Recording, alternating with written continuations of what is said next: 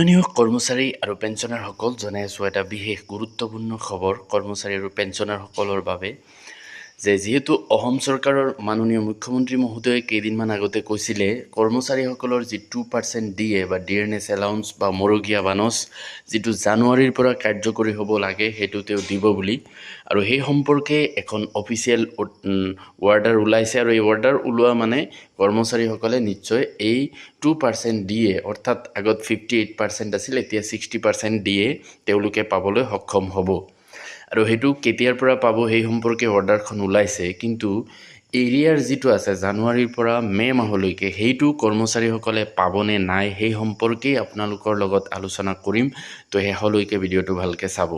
তো এইটো চাব পাৰিছে এইটো 16 জুন তাৰিখে এক্সিকিউটিভ অৰ্ডাৰটো ওলাইছে আৰু ইয়াতে সাবজেক্টটো কি লিখা আছে মই যিখিনি মূল কথা আছে এইখিনি কম তো আপোনালোকে চাব The revision of rates of dearness allowance, dearness relief to the serving state government employees, state government pensioners, family pension holders, extraordinary pension holders, compassionate family pension holders applicable for revised pay scale as per ASROP rules 2017 অর্থাৎ 2017 rule মতে এই সকল কর্মচারী আসলতে এই যে revision dearness allowance বা dearness relief আছে তেওঁলোকে পাবলৈ সক্ষম হ'ব বিশেষকৈ অসম চৰকাৰৰ যিসকল ৰাজ্যিক কৰ্মচাৰী আছে আৰু পেঞ্চনাৰ আছে চৰকাৰী পেঞ্চনাৰ সকলোৱে এইটো পাব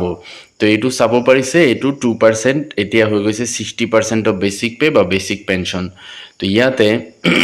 এইখিনি কথা আপোনালোকে জানেই মূল কথাটো আপোনালোকে চাব 6 নম্বৰ পইণ্টত আছে যে the enhanced rate of 60% dearness allowance TA dearness relief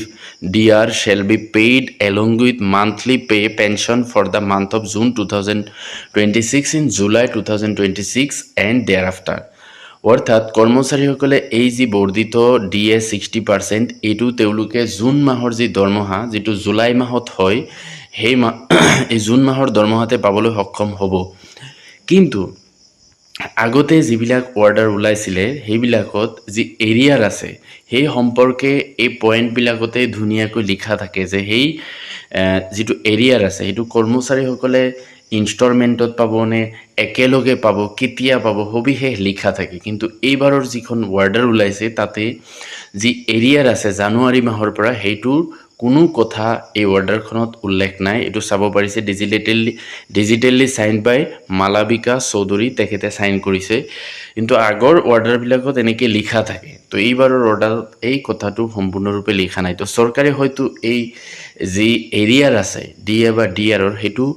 কৰ্মচাৰী বা পেঞ্চনাৰ সকলক দিবনে নাই সেই সম্পৰ্কে যেহেতু উল্লেখ কৰা নাই গতিকে কৰ্মচাৰী সকলে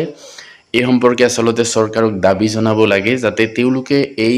যি এৰিয়াৰ আছে হেতু পাবলৈ সক্ষম হয় তাৰ কাৰণে এই ভিডিঅটো আপোনালোকৰ যিসকল চৰকাৰী কৰ্মচাৰী বা পেঞ্চনাৰ আছে তেওঁলোকলৈ পঠাই দিব যাতে সকলোৱে কথাটো গম পায় আৰু তাৰ কাৰণে চৰকাৰক দাবী জনায় যাতে তেওঁলোকে জানুৱাৰীৰ পৰা মে মাহলৈকে 5 মাহৰ যি